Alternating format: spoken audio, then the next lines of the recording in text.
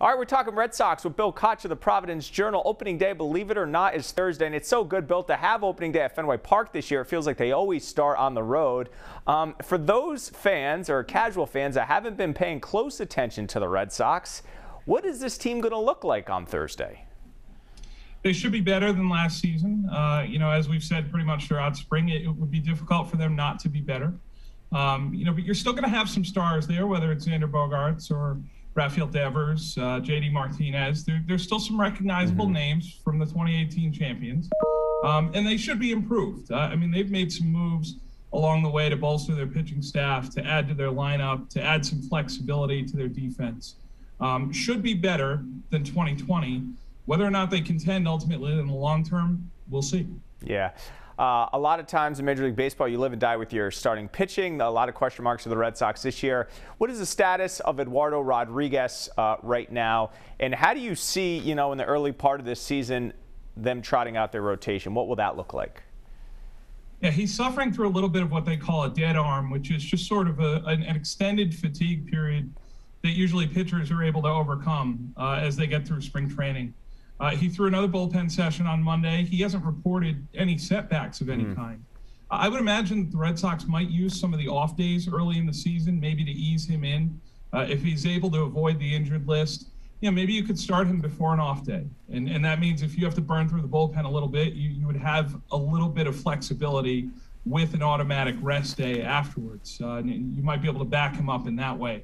I don't think they're going to rush him in any way, shape, or form. I think they're going to allow him to ease himself into the year. He didn't pitch in 2020, and I think they're mindful of that fact. But I would expect that at the very least by the end of April, I would expect to see him taking his regular turn in the rotation and having no restrictions on it. You mentioned Devers and Bogaerts and JD Martinez, guys that Red Sox fans know over the last couple of years. Give me a new addition to this team that people can get excited about.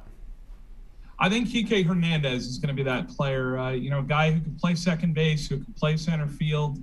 He's aggressive at the plate, somebody who was a winner. He's a World Series champion with the Dodgers last year. He's been to the postseason 6 straight years. So somebody who carries a certain level of confidence in the fact that he has been on successful teams. He's known Alex Cora since he was a kid. He grew up in Puerto Rico. He was actually a bat boy for Cora's winter ball team. So they've been friendly for a long time. His father was a scout in the Pirates organization, so he grew up around the game. Is a very instinctual, natural player. That's somebody that you're going to want to watch, I think, among the newcomers. What is your guess on how many wins the Red Sox will get this year? If I had to pin down to a number, I would say 85. I think they're going to be over 500. The one caveat that I would throw in there, Yianni, is if they are not contending by the trade deadline, let's say if they're not in playoff position or over 500 or something like that, they could sell pieces again. This is a team that has a lot of guys on one-year deals. They have a couple guys who would be attractive free agents. If Eduardo Rodriguez pitches well, if Matt Barnes pitches well, they could be the sort of rental pieces that contenders add at the deadline. So I would say 85 tentatively, but that number could be lower if the Red Sox find themselves sellers again at the deadline. But with the extra wild card teams, I guess there's more room to be in it, so to speak, by late July.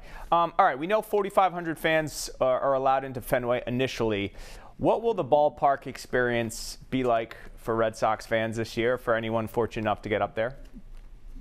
Well, it's going to be different, of course, but you haven't had fans at Fenway for 18 months now. As amazing as that seems to say out loud, so I would imagine that anyone who's fortunate enough to get in this year is just going to cherish the experience.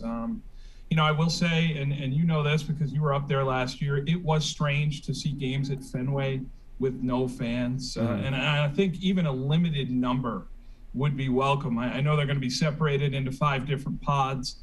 There's going to be different protocols in place in terms of access, in terms of concession stands, entry and exit, and that sort of thing. It's not going to feel like a normal Fenway Park experience like it was in 2019. But I think just like anything else over the last year plus, it's just, you just want that little bit of normalcy, that little bit of hope, that sort of hint into what things were like. And I think as the spring and the summer go on, and COVID-19 vaccines continue to get rolled out, I think that number is only going to expand from 12% going forward.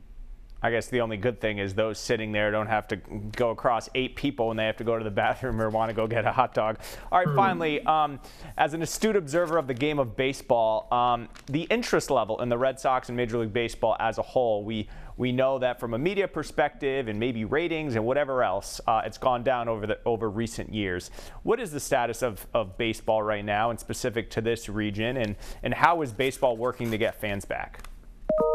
Well, you mentioned the ratings. The Red Sox were down upwards of 60% on NESN last year. Now, part of that was because everybody's schedules were disrupted due to COVID. I think part of that was folks were inside throughout the spring and wanted to get outside, and a lot of those were on summer nights. And it was, do I want to go to the beach on this really nice day, or do I want to watch a baseball game?